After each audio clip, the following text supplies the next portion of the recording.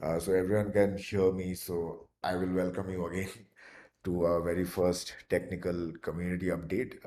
So what I was trying to say, and you saw me talking, but you couldn't hear, is that this has been an ask for quite a while. Like I remember the last time I was asked that was 3 weeks back, when someone asked like, how do we get to know what the internals of the system are? How are you making this decentralized? And questions along those lines. So today we wanted to keep the agenda focused on that, like the very first few things being that where is the decentralization aspect exactly there, right? And what is the reliability of the entire thing, right? So we're taking three fundamental principles of building a decentralized system and how we have applied it to Powerloom and how that translates into your applications also being reliable, right? So let's kind of take a look how it goes. All right. So I've tried to keep things, even though this is a technical update call, because no one yet has gone too deep into the internals. There is a lot of documentation that is uh, put across many repos. It becomes, I can understand, for a beginner difficult to follow, right? So I decided that let me give you a very like an infographic sort of way of looking at things, right? So later when this catches your interest, then when you get into our GitHub code base, you're going to the technical documentation, you would still be able to have some sort of a reference at the back of your mind, right? Yeah, one thing that we have always vouched for is that we have been building to basically serve the needs for people who want to have like some sort of a sophisticated application on decentralized data. And we have had past experience running like RPC services at scale. Like we had to do our own fair share of indexing, caching, etc. Right? So that was one of the things that we noticed, that uh, a decentralized data read is never guaranteed. You're always gambling, even if the chance may be one in a million. There's always a sort of gamble, because what if you just read like a stale state of a chain, or the chain reorganized, or uh, God forbid some attack happened and the network actually got taken over, right? So in those cases, the issue happens that now your application has gone ahead and done certain actions or workflow triggers, for example, right? And those things do not roll back. Once you take an action on a smart contract, you don't just get to roll back those changes. Hence, what we have here is something that you have applied for if you have already been part of the testnet or the pre-testnet simulation network, and you have seen the word snapshotter, right? You have filled in a form also which asks you to put in your experience as such that can validate you as a snapshotter, right? So this is a phrase that is unique possibly to our protocol. The way they work is that they come and participate around a data market, right? Like, now, what is a data market? It's basically, just try to think of it like maybe a TypeScript file or a Python file that just holds definitions of data models. That's about it. Like a collection of that, which tells that hey, these are these smart contract state variables. These are these sort of event log topics that I'm interested in over this smart contract, right? So can you start capturing all the different changes that happen on it whenever the value changes, or some event is emitted, or some transaction with a certain signature is executed. Can you snapshot that data, right? So that is what a snapshotter's job is. They just read that schema that is defined by a data market, and they do something called they make an observation or a read based on those collection of different smart contract variables, event logs, etc.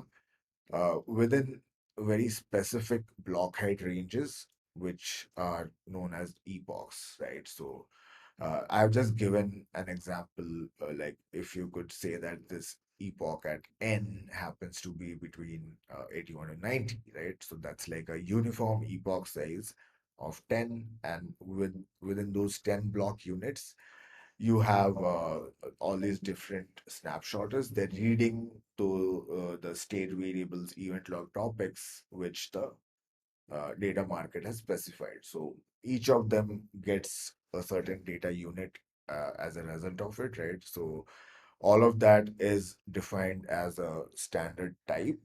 That is the thing about being part of a data market. You have to agree to those things defined by it, and without it, basically, even if you try to do any compute, you just lose resources because it will finally arrive at the protocol, right? Where it checks whether your content identifier matches or not, and then it goes through right now. Right now, this is a very simple greater than 50% check, because we wanted to ensure that even if people are coming in with RPCs getting blocked, or their outgoing network connections are getting blocked by some remote providers, we did not want the consensus system to suffer. Uh, so at the moment it's 50%. Later on, we'll obviously follow the more BFT specific way of doing things. We'll go two-thirds maybe. Yeah. So now you have submissions between every block range with the standard schema, and then it goes through a greater than 50% check. So now, per epoch, basically, what you have already kind of seen it, quite a few of you, when you check the consensus dashboard, right? Like you can go and check like what your submissions were they correct or not, right? And it often shows you also if some people have submitted like delayed submissions, right? Or sometimes everyone ran into some sort of an issue, right? And their epochs did not really get finalized, right? So you get to know that from the protocol basically intervening in here and trying to resolve that within this block height range, given a certain specific schema, this is the unit of data, right? So you basically get one finalized CID per epoch. CID as in content identifier. At the moment, we try to distribute across Filecoin and IPFS by using third-party providers, right? So this is something that is like an active area of research, like how best can we package a P2P node, that is a storage node, along with this so that it can get more efficient and you do not even need to rely on third party providers like yeah. So we'll come to that a little later maybe, but yeah, the thing that happens is basically you have now like a chain of different data units that have captured information across these very specific block ranges, right? And as the data source chain continues to grow, like let's say you're running the snapshot is on Uniswap V2, right? Running on Ethereum mainnet. New blocks get added, new transactions are happening, new trades are happening, pair reserves are changing, people are earning fees, people are losing their positions, etc. So as the data source chain continues to grow, at the same time, what these snapshotters do is each change that comes their way, they are capturing it and they're just immediately sending it over to the protocol for consensus, right? So you get like an in-step update as your data gets updated on the main data source smart contract. Your insights analytics that Powerloom protocol is serving is moving in step with that. As they have a change, Powerloom protocol gets to know it via the snapshotters, right? So that is the entire reason for actually decentralizing the read so that you can be absolutely sure at a very granular level that what you're reading from the API, whatever you use from Powerloom, they are already backed by uh, different sort of consensus, and you do not have to do something that I have seen quite a few of my past colleagues and friends do. Let's say they're building like a LP tracking dashboard tool, and they will have three subscriptions, two across major centralized data providers on blockchain, and then they will have one of their raw JSON RPC provider as well. And then they basically pull data from three different sources, and they pretty much running like a small consensus engine in-house, right? Not to mention that it's literally like a waste of $4,000 to $5,000 just like that, trying to maintain different infrastructure, trying to rotate keys. Obviously, you will run into rate limits, and the keys sometimes get blocked. So yeah, I used to see that.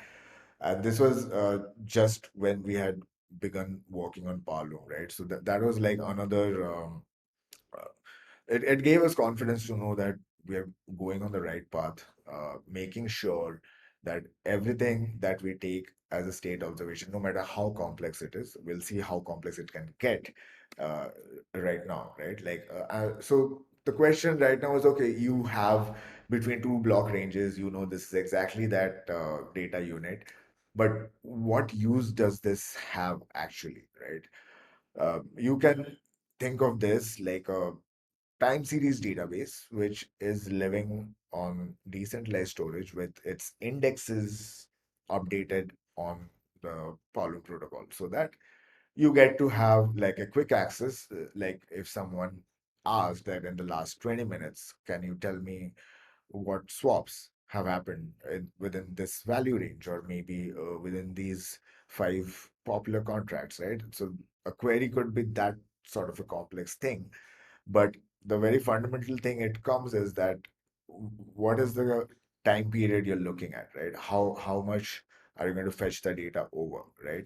And that is where a lot of indexes at the moment, they're not that efficient, and rebuilding indexes itself is a huge pain point in any database technology. Forget about doing it on a deep. Yeah.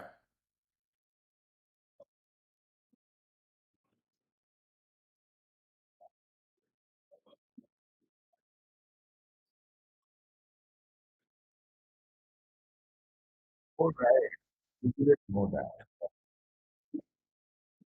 No, let me add my camera, and I can answer the question as well. Maybe I'll check the questions. Second,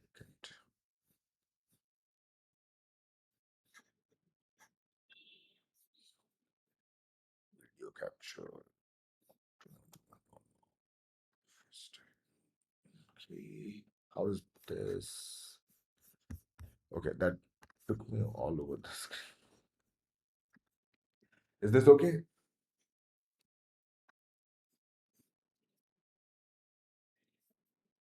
It should have. It's not that fast. Yeah. Okay.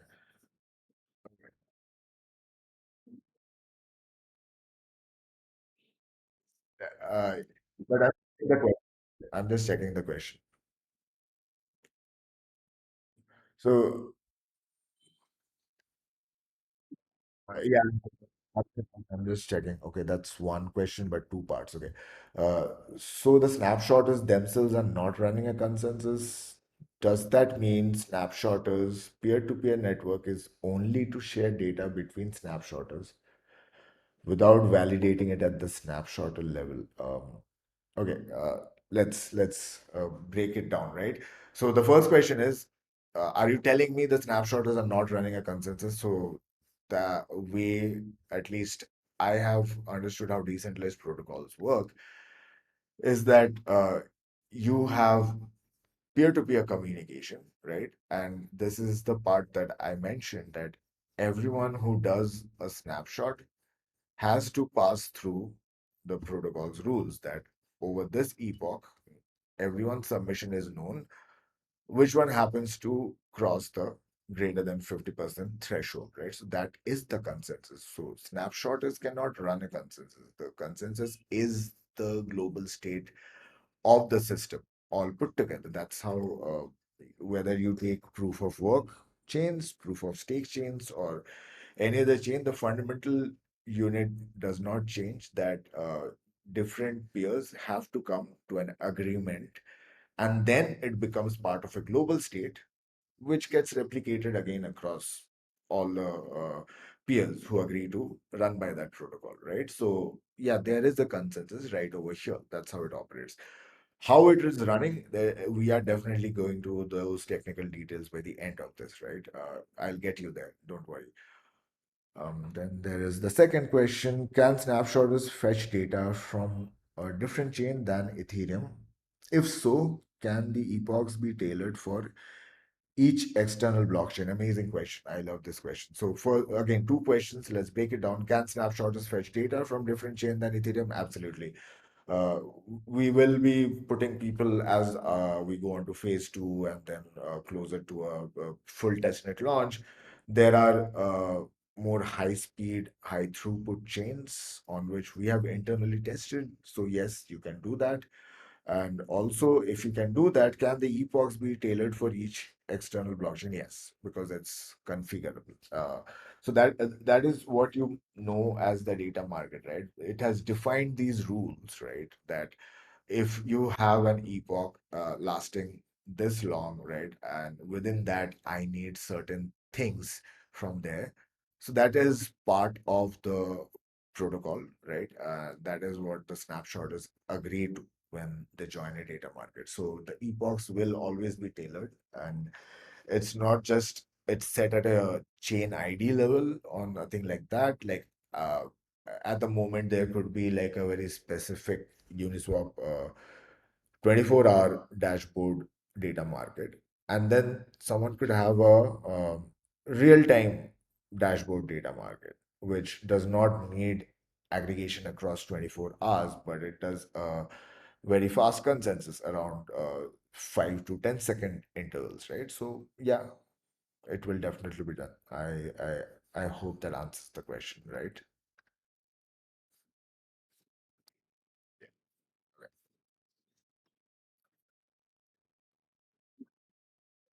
Yeah. Yeah.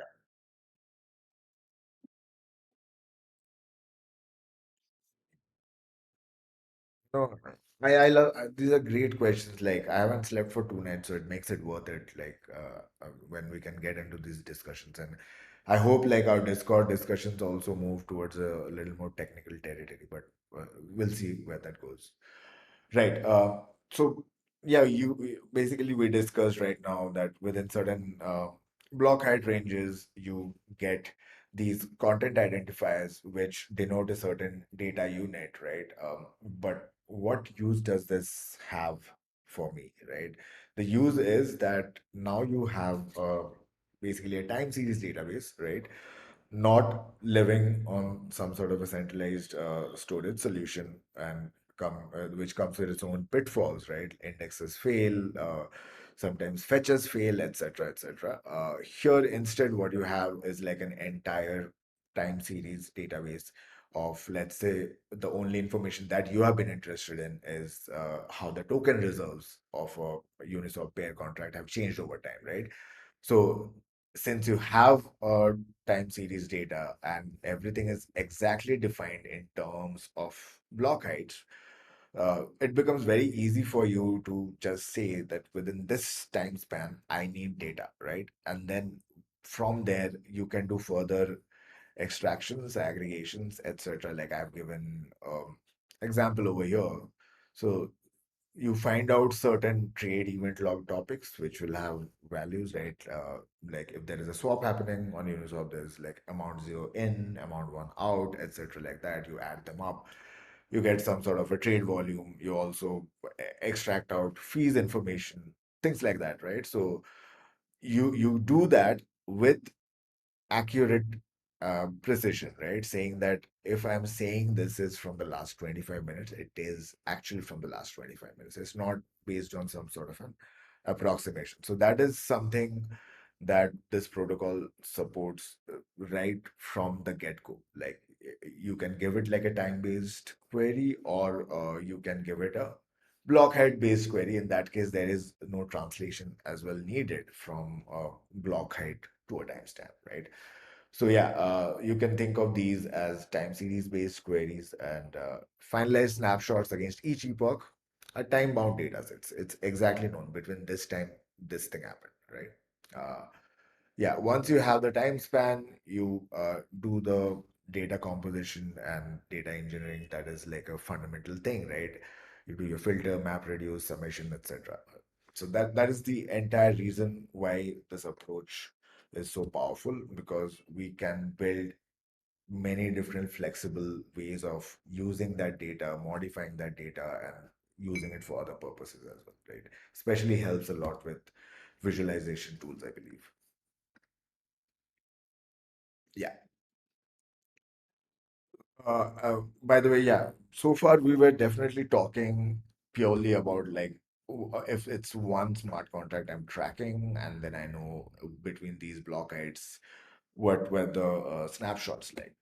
But le- as you have seen, those who are participating in our test network or the simulation network, you have actually multiple smart contracts that are being tracked that show up on a consensus dashboard, right? So, what exactly is going on there? Why would you even need to do that, right? This is something that could be answered straight away by looking at any of your popular dexes, etc., right? So someone hosts a front end for them, and then there is also indexing solution, some subscription that is taken or which gets rendered finally as a web application, and then you get to see the data, right?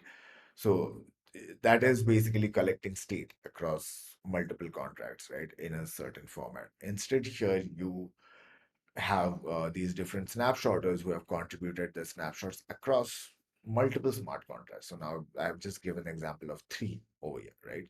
So if you have three such different contracts, right, you could do quite a few things. Like I could think right now, like can I find like a common wallet who happens to be like a common participant across different contracts, right? Is this person like doing a lot of arbitrage? Like you try to also track behavior. Like that's one of the things that I believe it's coming up nowadays as a real special area of work.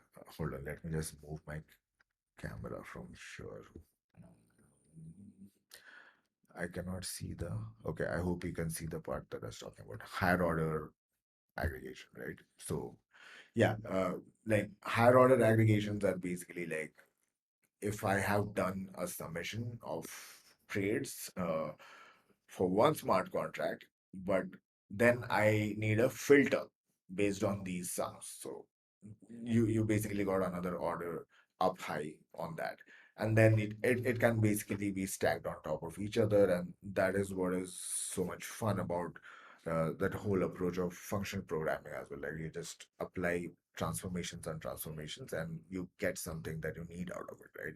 So yeah, so you get further meaningful and stateful, obviously, like because the entire protocol is stateful. There is no stateless query as such. It is not built for that.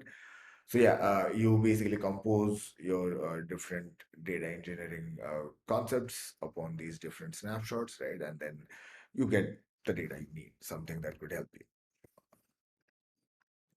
Are there any questions? I'll quickly check.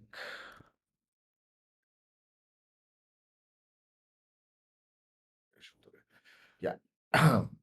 So while we're on the topic of aggregates, right? Like, so I gave you an example that you could do this, but that is exactly what we don't want people to again take the responsibility of, trying to rely on either their own infrastructure or someone else's infrastructure for that. Trust the snapshotters who have like the capacity to do something called like a dependency graph based aggregation. So we'll get there. It's a mouthful, like what exactly is going on there. So go like if you notice the very first place where we started from, right? There was a data market, right, which defined like what are the different data fields, event logs that you're going to snapshot. So actually, these are called as base level snapshots. So you could just think of it as like okay, I have like a raw unit of data. I could do more things on top of it, right? So this I could do more things on top of it part is where a lot of things do go wrong, right? Let's like if you're running like a typical lambda based transformation architecture. Lambdas inherently are stateless and async, as far as I know. And when you're operating on stateful data, when you're operating on data that has to be exactly specific to a certain height and a certain time on the blockchain, these approaches can cause a lot of headache later on, right? So what we have instead done is basically have a dependency graph way of resolving, where you say that I can depend upon certain compositions to go through, which will once more kick another composition in, and you can chain multiple compositions together. We'll see the exact example of how it is working in Pooler right after this, right? But this is how you have seen the base snapshots getting the consensus on Powerloom protocol over here. The same way, everything is still a snapshot, everything is still a state observation, because it's still the same data from the chain that you're working on, right? Even if I have summed them up over 20 different smart contracts, they have still come from that one unit of snapshot, right?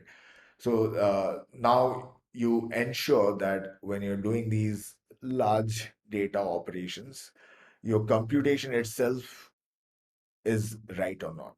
That is a huge concern, because once you have these computational errors, you will pass it further down the pipeline, and that will cause very serious unintended effects. And this is, I think, very well known. I don't need to go too much into detail about the kind of problems that come from that, right?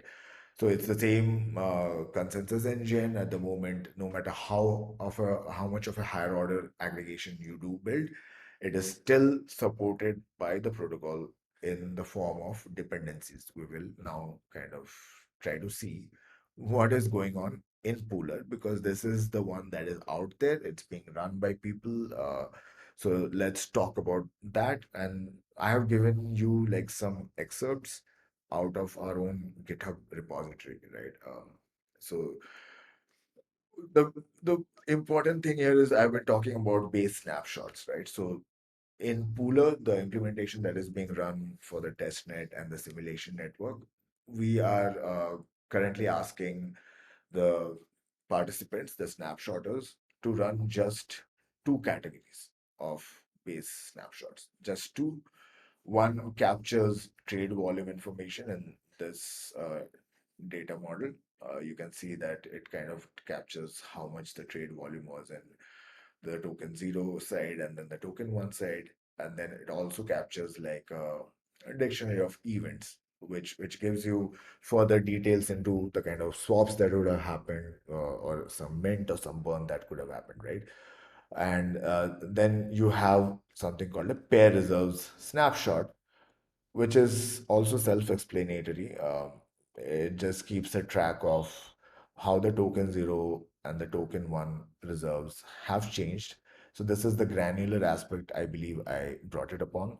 So this is the snapshot format, which just basically maps from the block number within that epoch to that one's corresponding total reserves, right? So there are so many applications right over here. If you think about it, like there is a USD conversion rate itself that you can track between certain stable coins, right?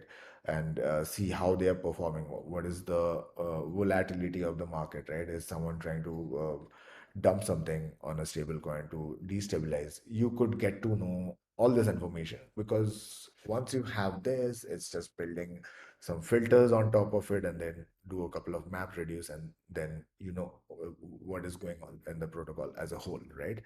Uh, as such, what we have designed is completely modular. Uh, yeah, I just saw my video has stopped. I hope my video is still visible.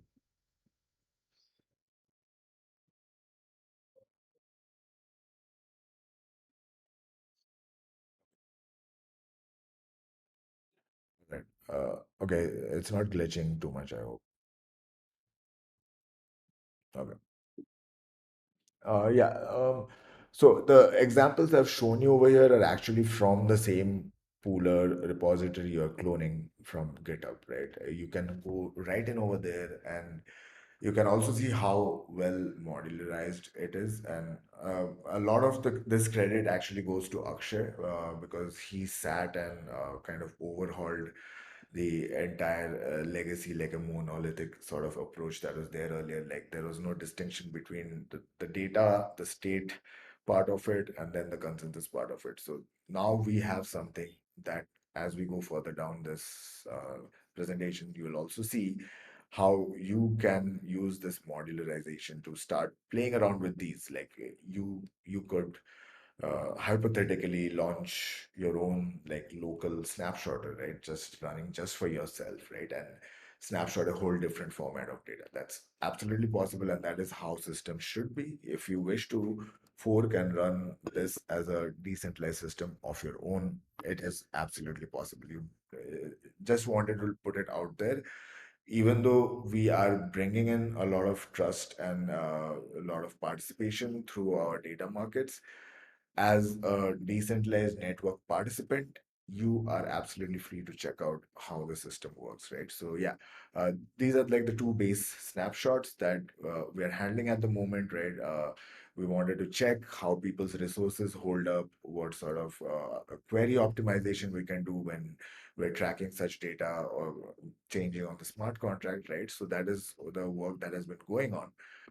But there are these data compositions, which I think is the most interesting part, because this is where you get to see the actual power of the kind of data sets that are being generated, the real engine of what you see as our hosted Uniswap dashboard is because of this, right? So the data compositions are defined in this file within the Pooler repository, right?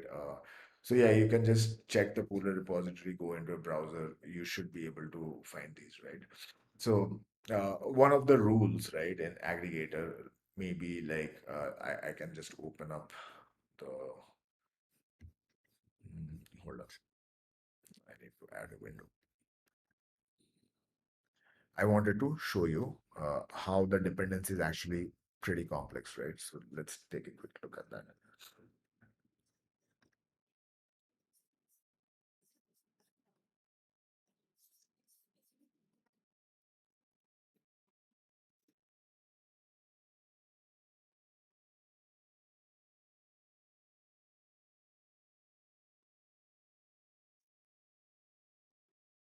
Are there two of my cameras right now? So confused. Right? Something happened. I I hope it's gone now.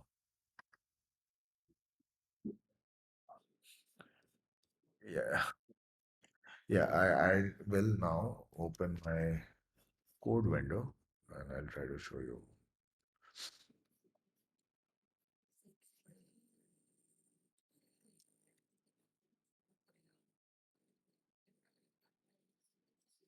Yeah.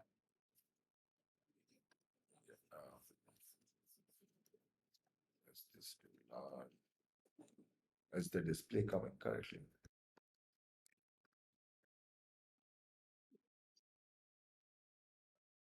Yeah, just thought like since we are doing a technical call, let's take a look a little bit into the internals, talk a little less, and maybe observe a little more. So if I go up over here, it's pretty modular, as you can see right over here.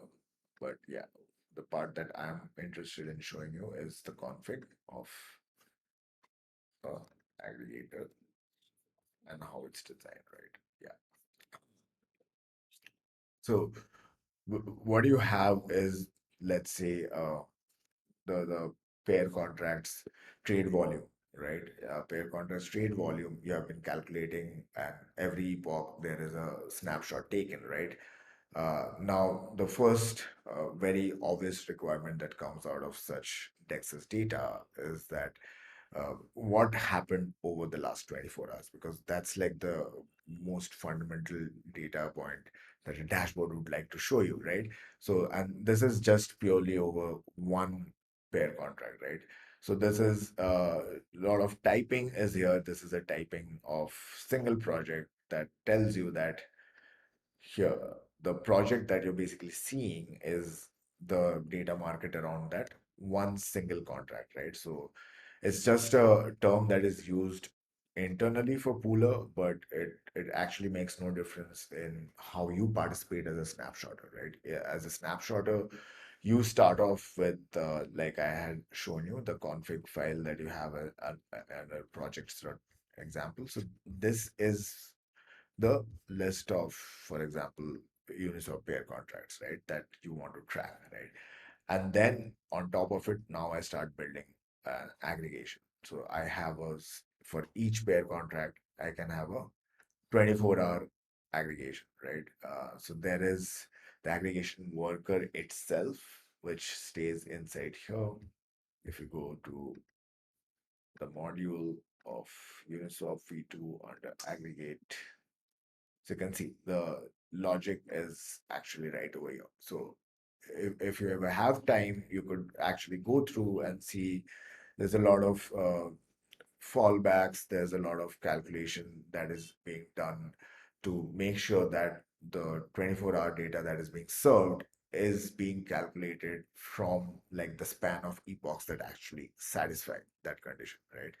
So this is something that we have been supporting for quite a while now, which allows you to kind of have that sort of a dependency graph approach, right? So going back to the aggregator file, now you have trade volume, then you have a 7-day trade volume.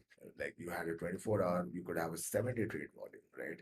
And just like that, you could have any other aggregation type, which we will come to later on. But then there is a very important data point over here called the top pairs. Like if you go to the Uniswap dashboard, you'll see that there's the very first table that shows up is the top performing pairs, right? In terms of the kind of liquidity they have, the trade volume fees they're acquiring, things like that. So now this basically becomes a dependency graph, which waits for snapshots on these projects. The projects are nothing, just a string representation of this smart contracts snapshot metadata on the Powerloom protocol. So this is just an identifier, right? But the data being captured is against these contracts, as you can see, right?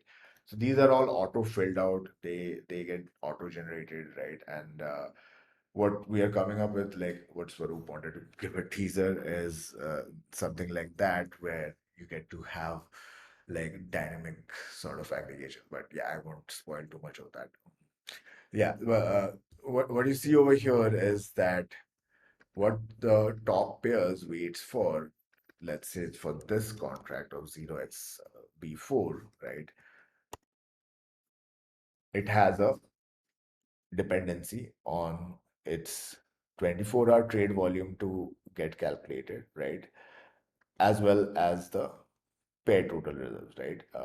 Because the entire aggregation of all the top pairs, how they're performing, includes the data points, which again is the function of the data market, which says that you have to include what was the last 24 hours trade volume, you have to include what were the fees acquired in that time, along with the liquidity, the token reserve change that happened, right? So you see the dependencies being filled up from all the way when you saw the project's configuration file over here, which gives you just the singular contracts. Now from there, we have gone on to a dependency graph, which now is more complex because to reach a 24-hour trade volume to get generated, right, that has to be satisfied first by the base snapshots of the trade volume itself being calculated. And then as you combine all these data points across all the contracts, the trade volume information, as well as the pair total reserves, how much they have changed, now you get basically a data set. This is what I will show you in a bit. This is the one that is actually being queried on the front end that we have put up for everyone to kind of play around with. Like the front end code is also open sourced, and the way it does its API interactions with the local Powerloom node, that's totally right over there. And you'll see that when you start querying against this project type on the protocol state, you actually get a finalized snapshot information on top of it, right? So this is the power of the aggregation that I wanted to show you, right? Like, so there was the top pairs. Now there is token based information. So this is the part I was mentioning about data filtering, right? So I hope you see the dependencies over here look pretty similar, but now it's just that the data operation being applied is a little different because now you're filtering out on a per token basis. You're not showing things like on a per pair contract basis. And this is like, I think, people who have worked with older relational databases SQL, you know this thing called group by, right? So group by is something that's usually like people would say don't run it on large data sets. Things could get like too slow, right? But here you do not run into those issues because as the data changes, the transformations, the aggregations are done right in step with it, right? So I think I mentioned that like as the data changes on your smart contract application, our data transformations just keep up with it right away, right? So yeah, I won't go through each and every one of them, but I hope I kind of gave an idea of the way the dependency system works over here, right? And now I have to do this very terrible thing of again switching back the display. Swear to God, I hope things go well. Okay, please don't mess up.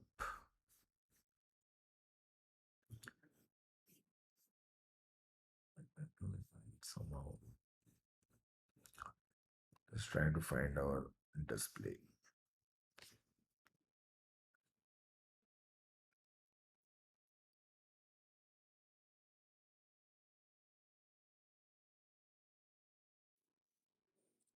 Than you've seen.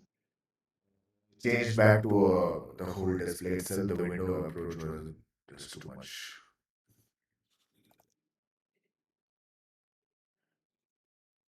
Yes, I hope things are visible. Yeah, right.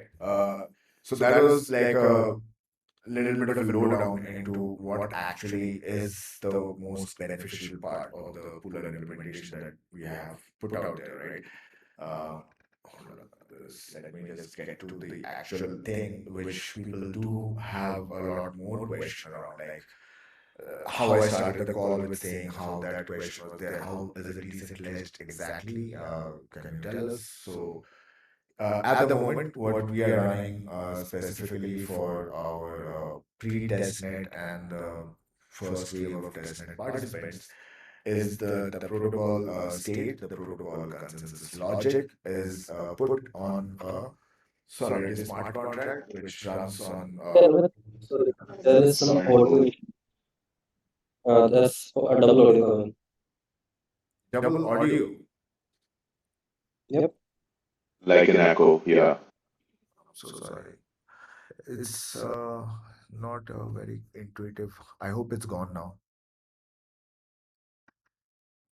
Is it gone? Hello? I think it's gone. Or is it annoying you a lot? Yeah. I believe the words were not clear, so I'll just bring it back again. The protocol state, the protocol consensus logic at the moment for our initial testnet and the pre-testnet participants have been put on a Solidity smart contract running on a chain we have named Prost. We have an inside story on that. But it's an EVM compatible chain. Basically, it's a Polygon supernet chain. So that basically takes care of the different state commitments percolating all the way down to the security of the Ethereum mainnet. So this is, by the way, I love bringing this up. This is another example of how inheritance and composition are so closely related, right? Like you are borrowing on the security model of the Ethereum mainnet, right? And by that, you can guarantee that further chains built on top of it, right? they get to have the same security guarantees. And obviously, like they have a more sophisticated system where there are block validators, proposers, etc. Well, let's not get into that, but that is the entire way of doing things, right? Like you do a sort of, I don't call it recursion, but it's basically if I see that this property is satisfied here, it should also be further satisfied down the line. So this is a good example of that, yeah. And the snapshotters reaching the consensus. So I think that was one of the initial questions that the confusion was there, that do the snapshotters not reach consensus? Okay, let's see. Some questions are also there. I'll handle it right at this point of time, right? Um, okay, someone asked that if possible, can you please share next testnet supported blockchain? Sure, yeah, before 1 to 2 weeks. Yeah, sure. Shall do that. Yeah, and also, so if it is getting data from multiple smart contracts, does it get data from multiple smart contracts directly in one single call? Does this could need more time to, could this possibly need more time to process? Right. So that is the part which I was mentioning, right? Like when you are doing the read on the state of the chain, there are many ways to optimize that, right? Like you have also seen that there are some tricks to work around that by sometimes people have this smart contract which will do the queries on behalf of them, right? Or they would run like a special cluster of P2P nodes, right? Which finally go and write the state of the chain on a distributed database. So now you basically query that way faster than the JSON RPC interface. So like there are many ways to go around it.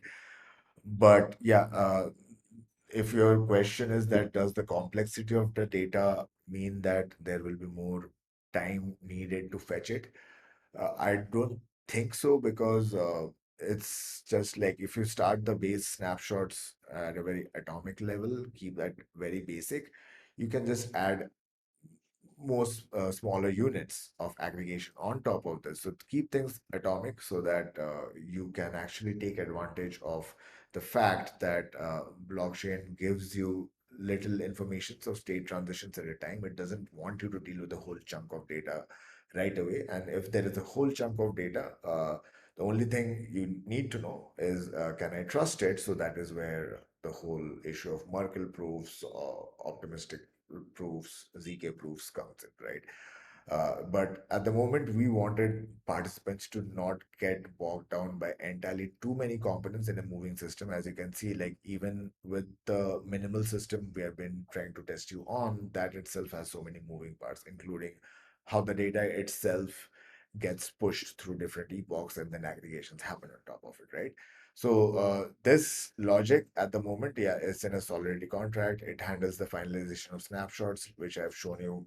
Like in the beginning, it checks for that 50% rule, and then there are obviously a little more in-depth part about, let's say, there are people who are delayed, and then there are certain snapshotters who may be trusted more. We haven't gone into that detail for today, but I would love to go into those details later on, right? And yeah, epoch releases, right? Like, how are the snapshotters getting to know when the epoch is? Because it's not left to them to know what the epoch is, because that again brings back to that same issue, because their decentralized peer through which they'll be reading the head of the chain, that itself could be compromised, right? So in that case, the epoch releases are coordinated by the smart contract itself when it emits certain event log, which is picked up by the peers who are participating in the network. And only if they are right now, the way it works is because there is an identity check on the contract, which does a EIP 712 signature check, etc. So you cannot just come and start tampering with that smart contract. But like I said, feel free to run your own protocol state. It will still continue to run, right? So yeah, every state transition associated with the processing of an epoch. By that I mean that if you observe, there are so many different dependencies it goes through. So there are many state transitions epoch goes through from the point of being released in the very first thing that we saw, from the point of being released to a snapshot being calculated, then it reaching a sort of finalization. And do understand then when some peers submission has not matched up to the finalization, they have to do that correction bit as well, right? So it goes through those state transitions, and that is also intermediated by the logic contained within here. And this is what you will see going ahead in the future, become a little low level, have lighter communications. Proofs for sure will get lighter, right? Because we will have, let's say, 100 participants for a data market. It is not feasible to have the state information, all of it together within a EVM chain, right? So yeah, that is already on the way to development. So we are just taking people along as we are very sure when they can run it on their resources, we will be very happy to open up the next level of things, right?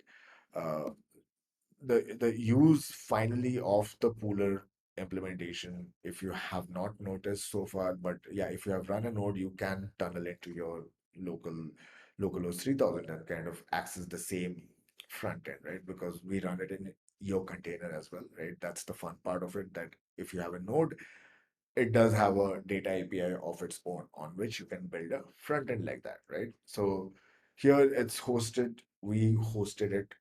This front end basically goes and queries something called a core API service inside Pooler. uh, this core API is just a very simple connector to the protocol state. It just gives you that information that against a certain smart contract, what sort of aggregations you've had finalized. So you're looking at the top pairs, which we kind of discussed a while back, right? The top pairs that we discussed, this is the actual data set, right? It's a huge data set actually, which gets calculated by the peers who can handle that, right?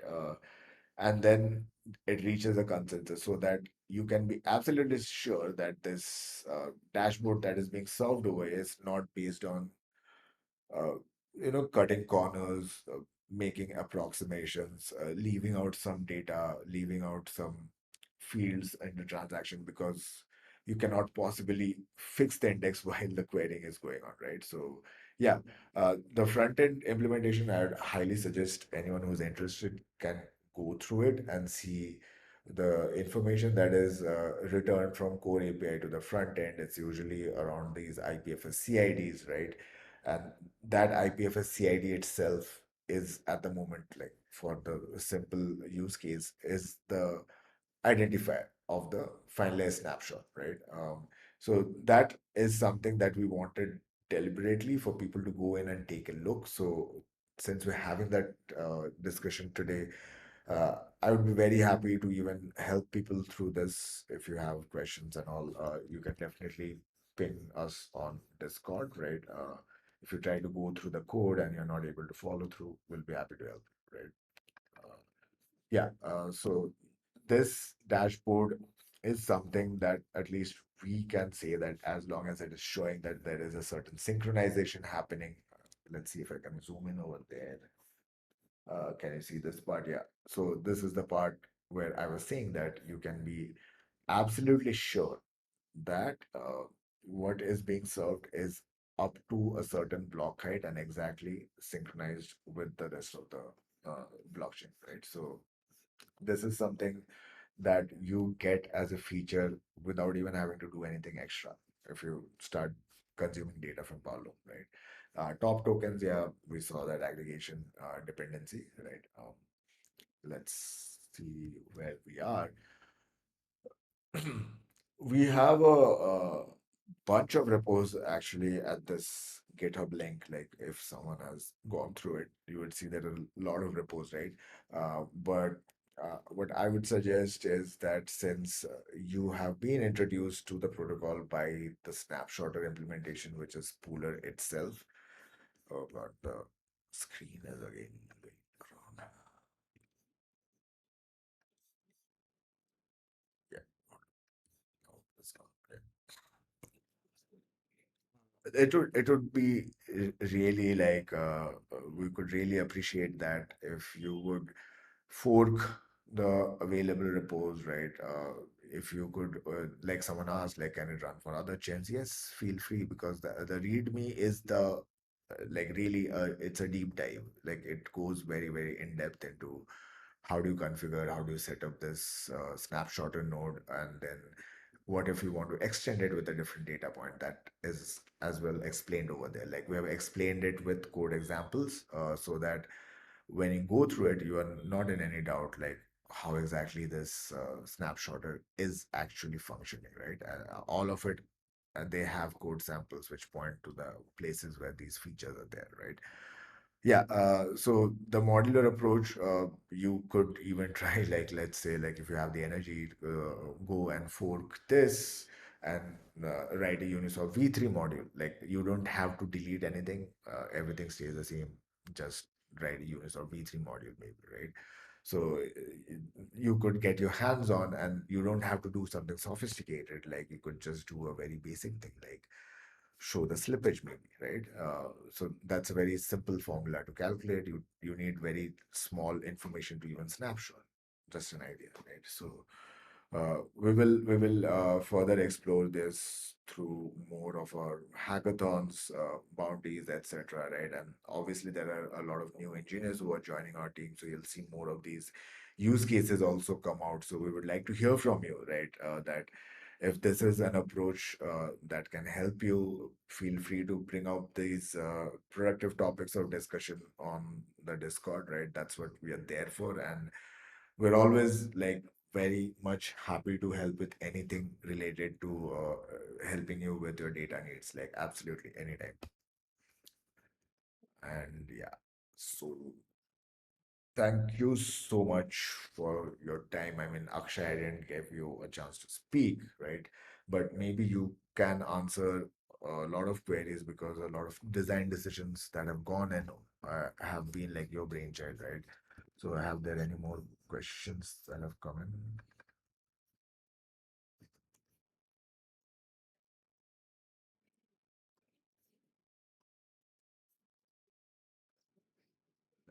See the question.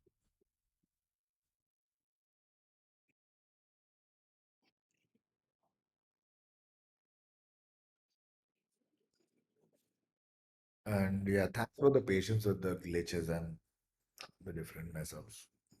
So, let me do. Yeah. No, I just kept it here just in case someone wanted to see some code sample. But yeah, I'll change them. Uh, yeah. Yeah.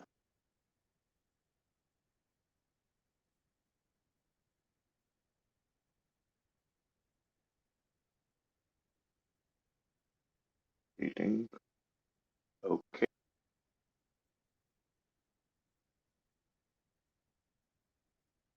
Frozen for some reason.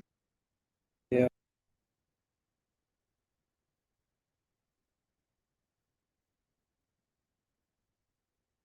Yep. We can. Hold on. Can hear you on Zoom. Okay, why don't you leave the Zoom call and join again?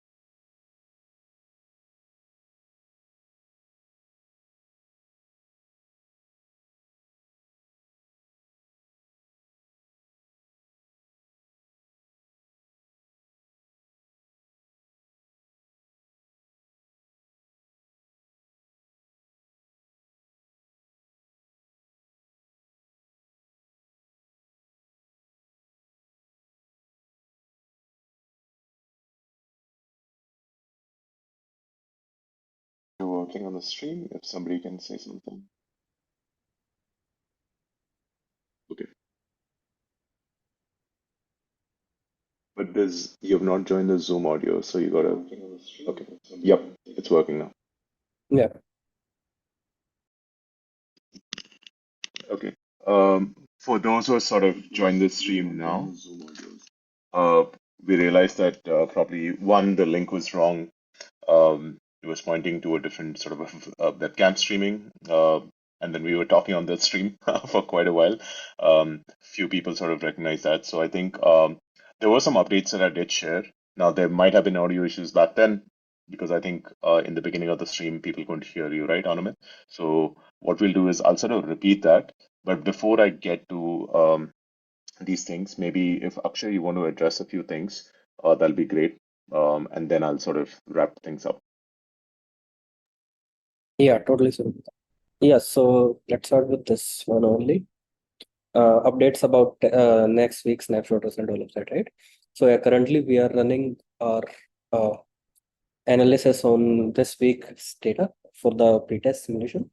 So there are a couple of people that will be moving to the next phase, and then we'll reset the testnet, and the people who have not passed will be given one more chance to like sort out their issues and run it again, and will be and the sports will be adding new people as well. We are constantly going through applications, adding new people to the batch. And as you sort of are able to successfully run your node for the pretest simulation for 24 hours or so, right? Then we can be confident then you are easily able to handle the loads that are required for the future iterations. Then we just add you to the testnet. So that's sort of the current flow going on right now. And yeah, we'll share the details about that very soon. Okay. Awesome. Thanks for the update, Akshay. Any queries that we can maybe resolve? I think these questions were these answered, the project use Yeah, cases. I think there was one more, this one, right? Each to WETH and WETH to coin pair snapshot. I think you meant to ask like, can you use any pair for Polar use case? The answer is yes. Any Uniswap v2 pair address, you can just modify the config file if you need and spin up your own implementation, and that way you will be able to snapshot that. It is really easy. All you need to do is just modify the projects.config that Anomit shared, and that's pretty much it.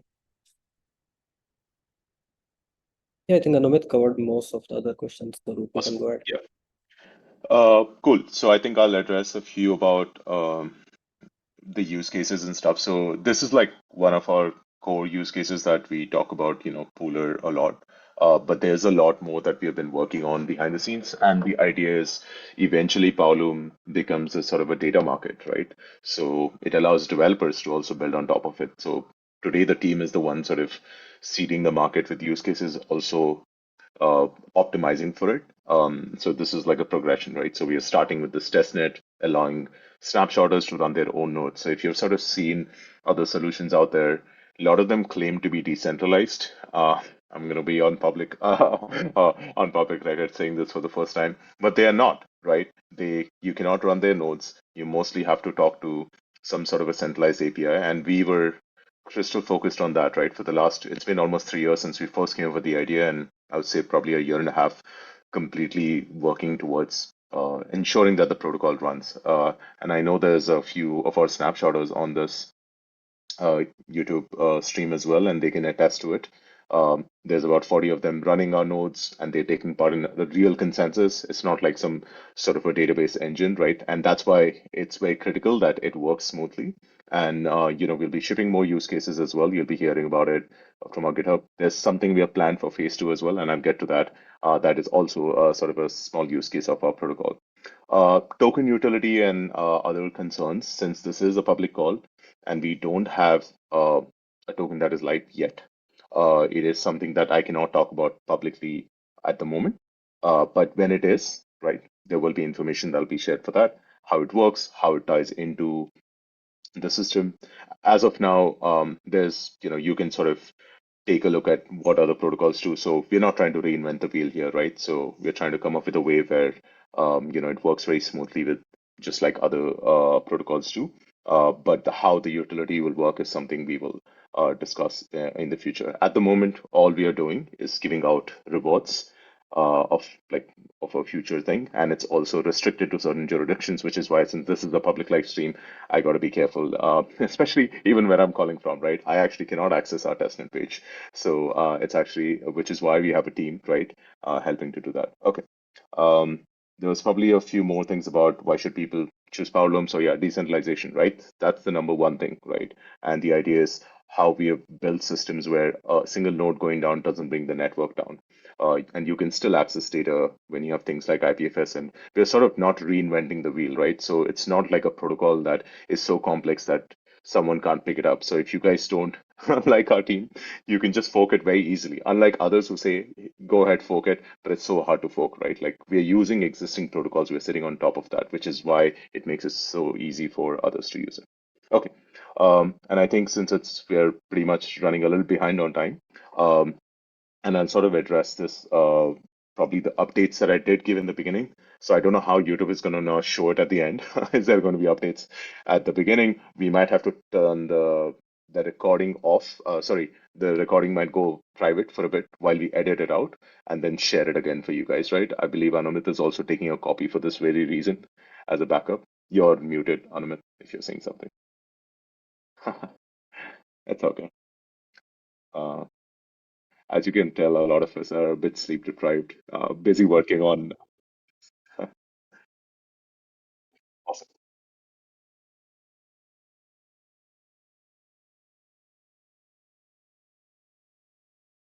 It was perfect. Don't worry about it. I think when it was running smooth, once we got it working, it was pretty good. Okay, so I'll sort of get to where we are right now, and I'll quickly answer through some of those questions.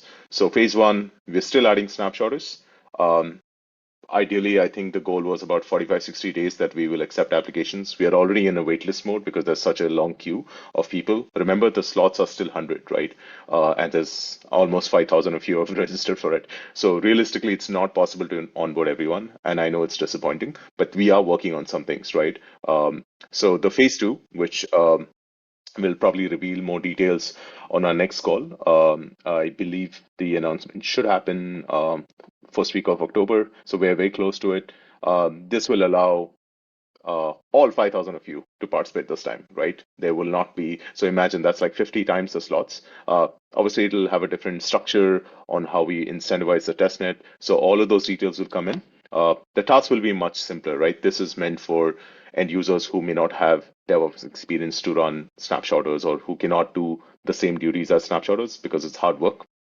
So we want to make sure that anyone should be able to use the Powerloom protocol, right? So we're going to give you some tasks which you're probably used to doing. I'm not going to reveal too much because it's just going to give away what we are working on. So we are also working with a few partners. So I'm very much looking forward to sharing this with you when we are ready. So yeah, so once phase two is announced, what we will do is we will no longer accept phase one submissions, but anyone who has registered so far, you will still be considered, but it'll be, based on first come, first serve because there's a lot of people already in queue at the moment, and we cannot possibly add a lot more folks. So currently we have about 50, I believe, we have onboarded so far. This weekend we will add more. So we had some minor technical issues with one of our providers that actually helps people run these simulation testnets. So it's all those details are being shared with the snapshotters. I don't want like overwhelm everybody who's on the call. So once we have that resolved, we'll probably add more people. So expect like another 20, 25 folks being onboarded this weekend as well. And I believe that was it from my side in terms of updates. Uh, and yeah, somebody just asked when is phase one coming to an end. So essentially, phase one registrations will close as soon as phase two begins. Simple as that, right? So we will keep it very simple. There will not be any confusion there.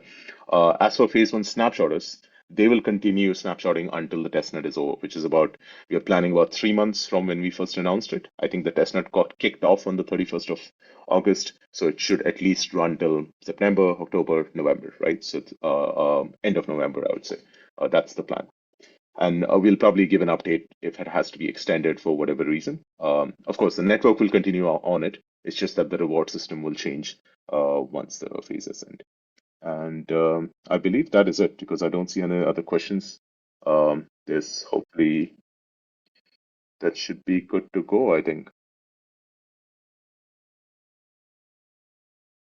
Yeah, please do ask it. That's what the general channel is for. And the random channel is for all your highs and hellos. And you also have your GM channels.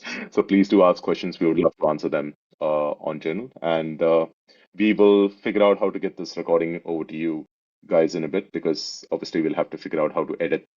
Some of this information has been duplicated from the beginning of the call. We'll do that in a few days, and probably, in a couple of days, and get back to you.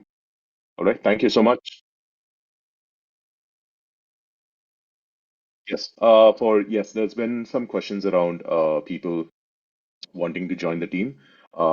There's careers.powerloom.io. We can drop the link for you guys as well in chat.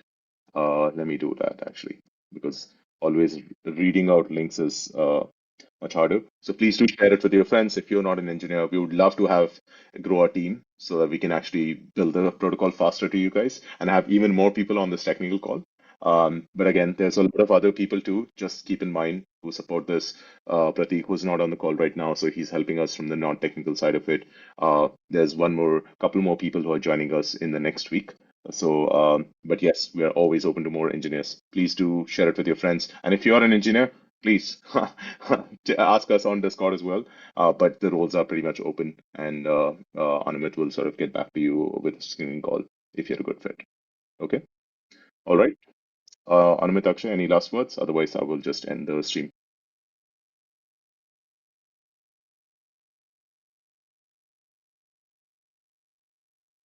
Yeah, definitely on Discord. Feel free to ask any questions whenever you need. Varun is here. Bye. Thank you.